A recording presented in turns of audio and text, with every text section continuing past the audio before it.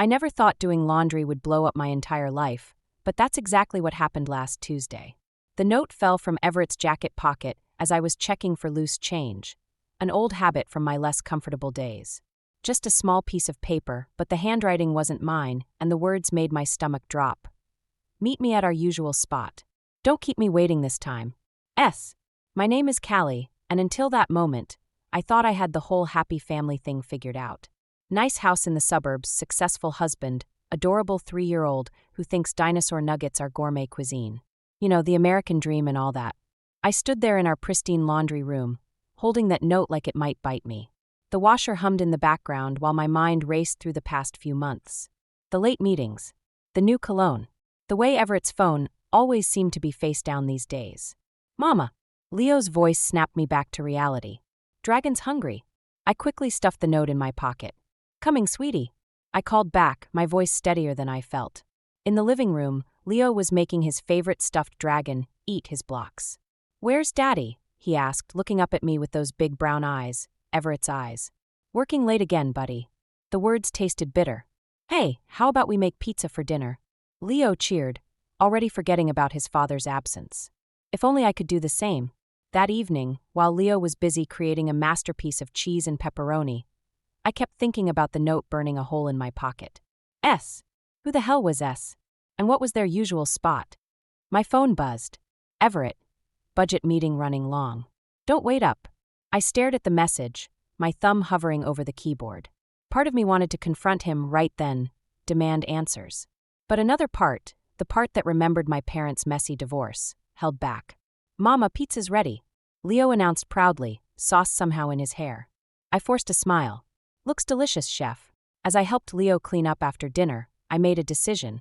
I wouldn't react like my mother did, throwing accusations and plates in equal measure.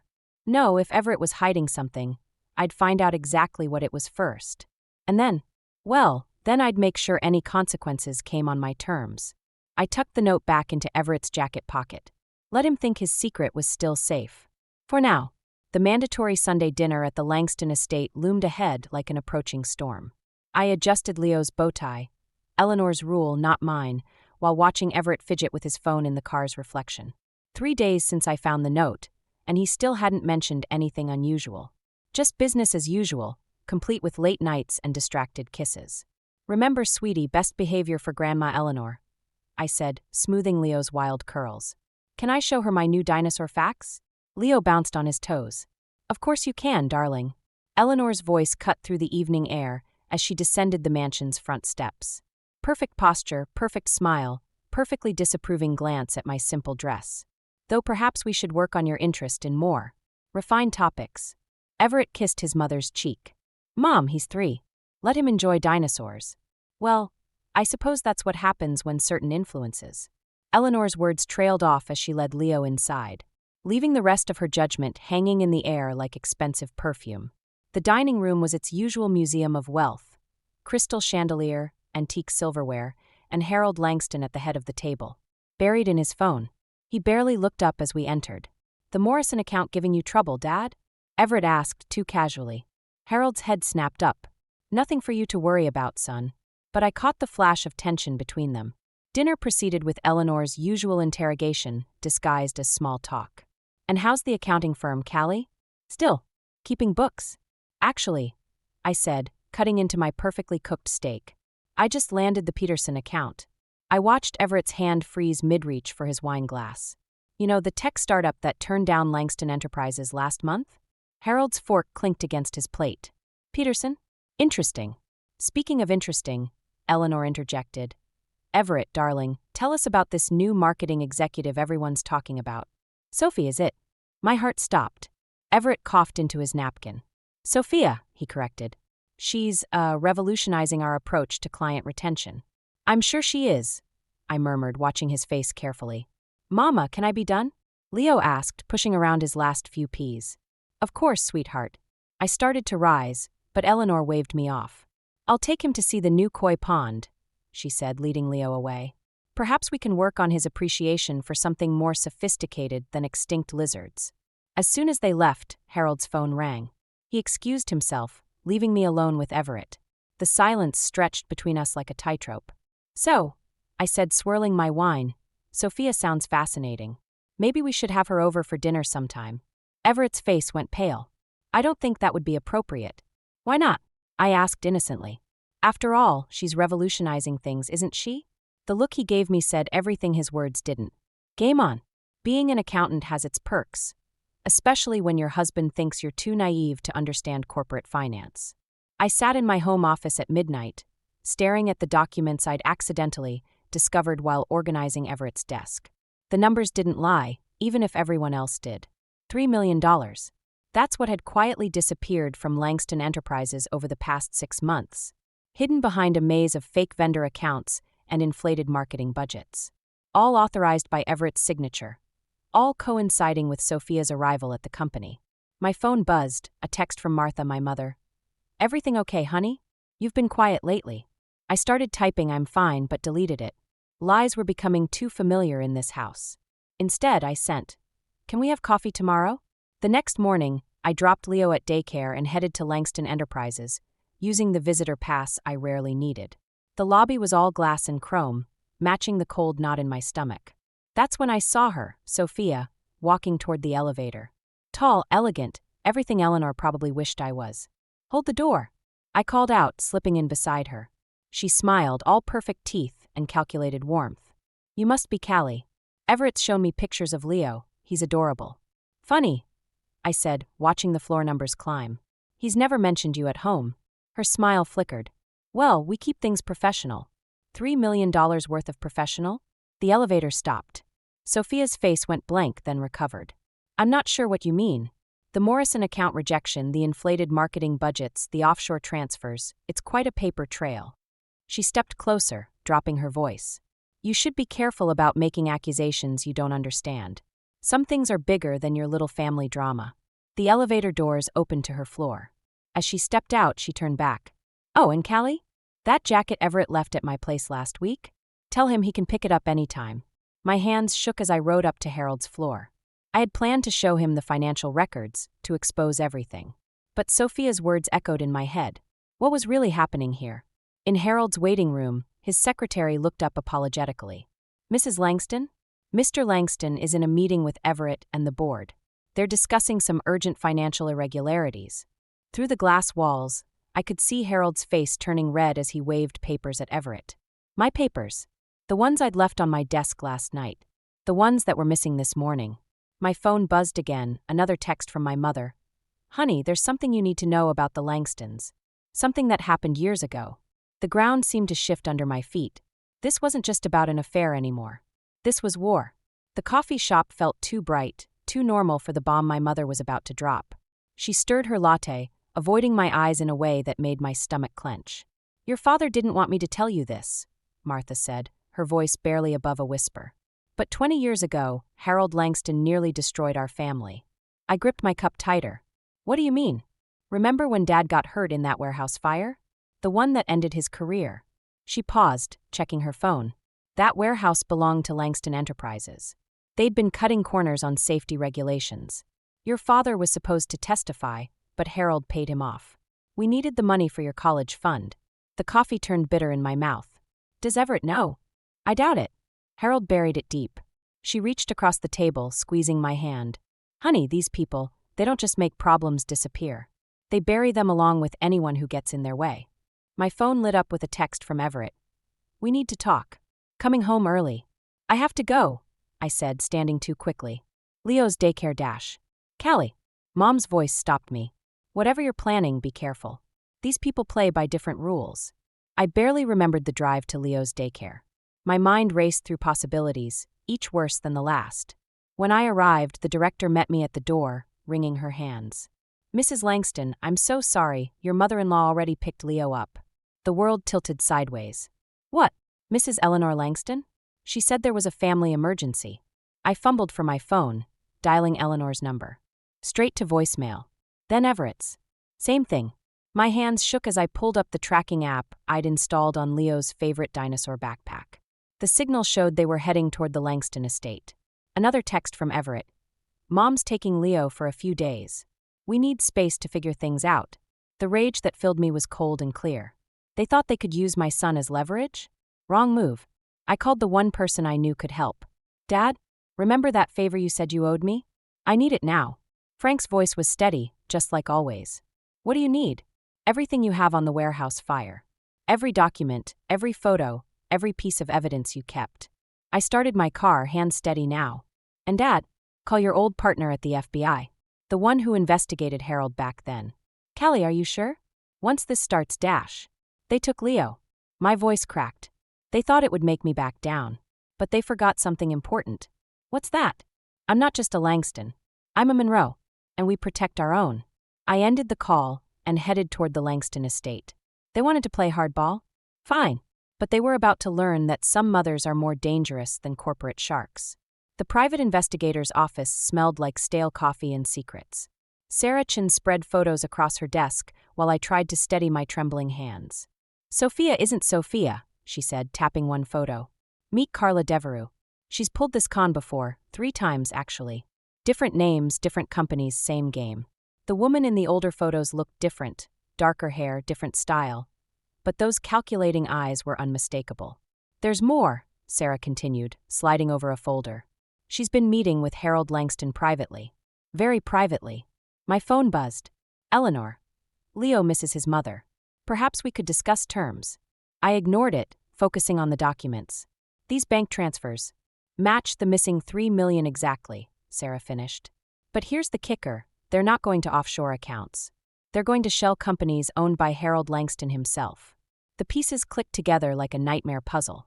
They're laundering money, and your husband's signature is all over it. Sarah leaned back. Either he's in on it, or he's being set up as the fall guy.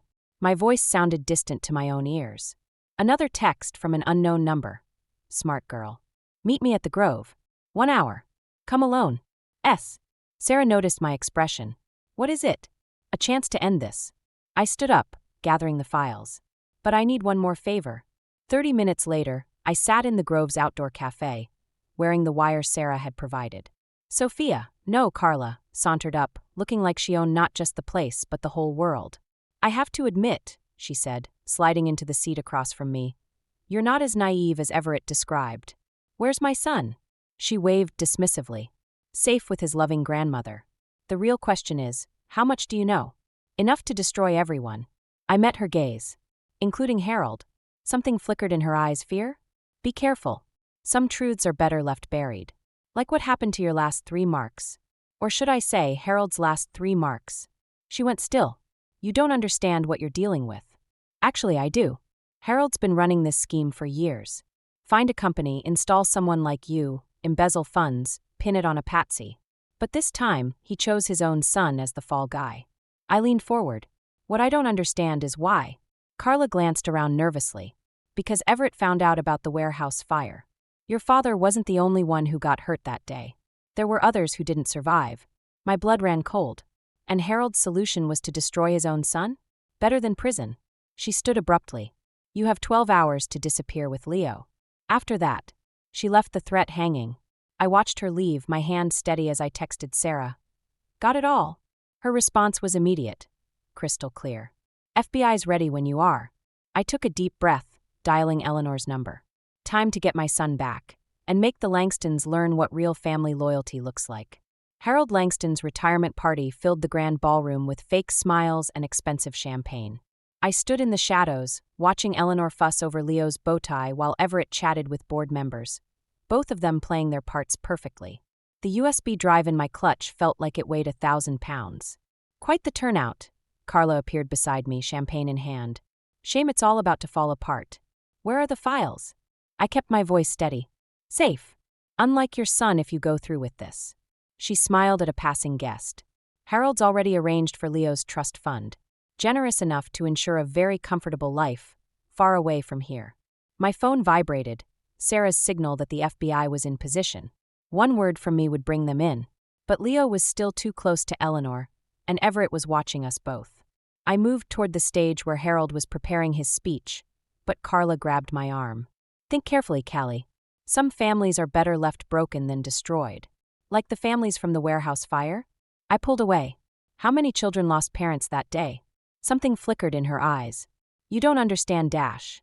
Ladies, Harold's voice boomed behind us. Everything all right? I turned to face him, seeing for the first time how tired he looked. How old? Actually, Harold, I was just about to dash. A scream cut through the murmur of conversation. Eleanor's voice. Leo? Leo! My heart stopped. The room spun as I rushed toward her panicked voice. Leo was gone. The bathroom, Eleanor said, just for a minute, but now. Looking for this? Everett stood at the ballroom's side entrance, holding Leo's hand. Our son looked confused but unafraid. Dad's car's waiting. Time to go. Don't. I stepped forward, but Harold's hand clamped on my shoulder. Let them go, Callie, he said softly. You've lost. The USB drive felt hot against my palm. One move could expose everything, the fraud, the deaths, the years of corruption. But Leo. Mama. Leo's voice trembled slightly. Are we going home? Everett pulled him closer. We're going on an adventure, buddy. Say goodbye to Mom for now. I watched my son being led away, the evidence burning in my hand, Sarah's text flashing on my phone. FBI ready. Give the word. Harold's grip tightened. Family first, right, Callie? Isn't that what you've always believed? I closed my eyes, feeling everything I'd fought for crumbling. When I opened them, Carla was watching me with something like pity. Tick-tock, she whispered. What's it going to be? Justice or your son? The USB drive slipped from my fingers, clattering to the marble floor. Sometimes losing the battle was the only way to win the war. And I'd just found my son's price. The tracking device in Leo's dinosaur backpack led me to a private airstrip outside the city. My father's police scanner crackled with FBI chatter as I pulled up behind Everett's Audi. Dawn was just breaking, painting everything in shades of gray. They're in the hangar, Sarah's voice came through my earpiece. FBI's 5 minutes out. Wait for backup. I ignored her, moving toward the hangar's side door. Through the window, I could see Leo sleeping on a leather couch, Everett pacing nearby while Harold argued with Carla. The door wasn't locked. Amateurs. Going somewhere? I stepped inside, making them all jump. Without saying goodbye. Callie. Everett moved toward Leo protectively. Don't make this harder than it needs to be. Harder. I laughed, the sound echoing off the metal walls. Like framing your son for corporate fraud was hard? Or covering up those deaths was hard? Harold's face darkened. You don't understand, Dash. I understand perfectly. I pulled out my phone, showing them the screen. See those blinking dots? That's the FBI closing in. And this? I held up a small recorder. Is Carla's full confession from the party. The one she didn't know I was wearing. Carla's face went white. You're bluffing. Try me. I learned from the best, didn't I? I moved closer to Leo. Now step away from my son. Or what? Harold's voice was dangerous. You'll destroy this family? Everything I built. You destroyed it yourself. I'm just making sure Leo doesn't pay for your sins. Sirens wailed in the distance. Everett looked at his father, then at Leo, something breaking in his expression. She's right, Dad. He picked up Leo gently. It's over. It's not over until I say it's over. Harold pulled out a gun, and everything seemed to slow down. Carla bolted for the door. Everett shielded Leo. I stepped between them and Harold, my heart pounding but my voice steady. You won't shoot, because deep down, you know this ends one of two ways. Either you leave in handcuffs for fraud, or you leave for murder. Your choice. The hangar doors burst open. FBI agents poured in shouting commands. Harold's gun clattered to the floor as reality crashed down around him. In the chaos, Everett handed Leo to me. I'm sorry, he whispered. For everything. I held Leo close, watching as agents cuffed Harold and led him away. Carla was already in custody, crying about making a deal. Mama. Leo stirred, blinking sleepily. Are we going home now? Yeah, baby. I kissed his forehead, feeling tears start. We're going home. Everett touched my arm. Callie, I dash. Save it for the depositions. I turned away, carrying Leo into the sunrise. Sometimes justice and revenge look exactly the same, and sometimes winning feels an awful lot like breaking. But we were going home, and that was enough. 6 months after the hangar standoff, I sat in my new kitchen, watching Leo arrange his dinosaurs in perfect formation across the breakfast table. The morning sun caught the edges of Eleanor's letter, which I'd read so many times the corners were soft. I was wrong about everything, she'd written, especially about what makes a family strong. Harold's legacy wasn't worth the price we paid, and I'm sorry I didn't see that sooner. The doorbell rang. Through the window, I saw Everett shifting nervously on the porch, holding a familiar stuffed dragon. Dragon! Leo ran past me as I opened the door. You found him. Under the car seat. Everett said, handing over the toy. Right where you left him after court yesterday. Leo disappeared inside with his treasure while Everett lingered in the doorway. He looked different now. Humbler, the entitled shine worn away by 6 months of depositions and plea deals. The company's being restructured, he said. Dad's assets are being liquidated to pay restitution to the warehouse victims' families. I nodded, remembering the faces from the memorial service last month. And Carla? Witness protection. Turns out she had dirt on more than just us. He paused. Mom's selling the estate. Says she wants something smaller, more honest. The irony almost made me smile. Almost. Your coffee's getting cold, Mama. Leo called from inside. Everett stepped back. I should go. But Callie. His voice caught. Thank you. For stopping us that day. For being stronger than all of us.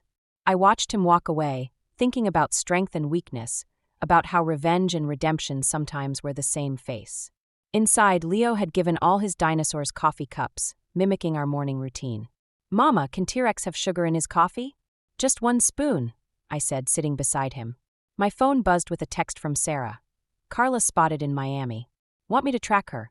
I typed back. No. Let her run. Some threads were better left loose, some stories better left unfinished. The important parts, Leo's laughter, our new home, the truth finally told, those were enough. Eleanor's letter caught my eye again. The last line still hit hard. The real legacy isn't in bank accounts or company shares. It's in the courage to face our mistakes and the wisdom to choose love over pride. Mama, you're doing the quiet thing again, Leo observed, pushing a toy cup toward me. I smiled, joining his game. Sometimes the best revenge isn't about destroying your enemies. Sometimes it's about building something better from the ruins they left behind. More coffee, T-Rex? I asked, and Leo's delighted giggle was all the answer I needed.